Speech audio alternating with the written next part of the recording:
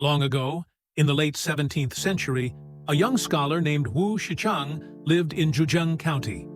At just 19, he had already passed the civil service exam, an honor that earned him local fame. His family came from a long line of respected scholars and public servants. When a new local official named Liu Fangzhou arrived, he proposed that Wu marry his daughter. Wu's parents were delighted, but Wu declined. "Daughters from noble families are often sheltered," he said. "I'd rather marry someone simple and sincere." Not wanting to be trapped in a political marriage, Wu quietly left home and traveled south to Hangzhou, a city known for its beauty and charm. But he wasn't careful with money, and by the time he arrived, he had little left. One evening, while standing by the Qiantang River, he began reciting poetry under the moonlight. The night was quiet until he heard soft clapping. He turned. A young woman in white stood beneath a willow tree. She was graceful and radiant, like someone from a classical painting. They talked, and time flew by. But just before dawn, her expression changed. "I must go," she said gently. "My name is Qiantang," she added, with a small smile, before disappearing into the mist. Wu was captivated. He remained in Hangzhou, taking a small job copying medical texts for food and shelter. But every night, he returned to the riverbank, hoping to see her again. Days turned into weeks. She never came.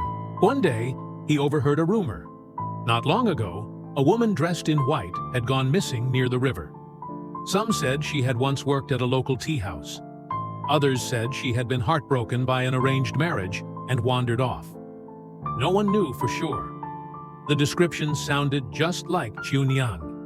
Still, Wu couldn't let go. He stayed in Hangzhou for 6 more months, returning night after night to the same place. One day, a friend who studied old beliefs told him, "If you truly seek answers, travel west to Fengdu, a legendary place where all souls are said to pass. Perhaps there, you'll find peace." Wu took the long journey to Fengdu, a place known in folklore as a passage between worlds. At a quiet temple, he wrote a letter describing Qiantang, her voice, her eyes, the mystery of her disappearance. He was meant to burn it as a traditional offering, but he hesitated. What if no one received it? So he read it aloud. Once, twice, 10 times, his voice cracked with emotion. At last, he lit the letter and watched it dissolve into the evening air. For days, he stayed in his inn, hoping for a dream, a vision, a sign. None came. Until one morning, the innkeeper knocked on his door. "You have visitors." Wu was confused. He knew no one in Fengdu. 2 figures entered, a middle-aged gentleman and a young servant dressed in a long robe. Without even introducing himself, the older man began to recite Wu's letter, word for word. "Such emotion, such poetry," he said. "Your words have moved everyone who has heard them. Are you the author?" Stunned, Wu nodded. The man laughed.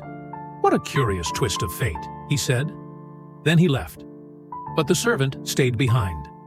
She removed her cap, letting her hair fall around her shoulders.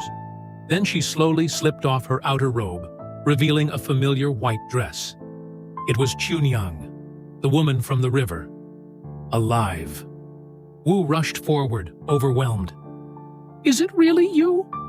Tears welled in her eyes. "Yes, I'm not a ghost, Wu Shichang." They embraced, both laughing and crying.